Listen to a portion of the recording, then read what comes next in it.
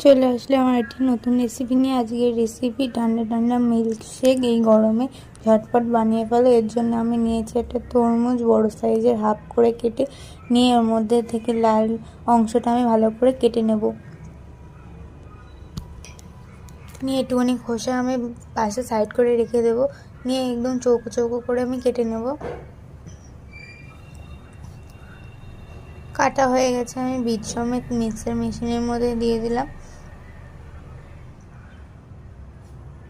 সব কটা রাখা হয়ে গেছে। তারপরে ঢাকনা দিয়ে আমি ভালো করে একটা ফাইন পেস্ট করে নিয়ে একটা পাত্রে দিয়ে ভালো করে ছেঁকে নেব চামচের সাহায্যে। তারপরে আবারও মিক্সার মেশিনের মধ্যে দিয়ে একটু পরিমাণ মতো দুধ দিয়ে চিনি দিয়ে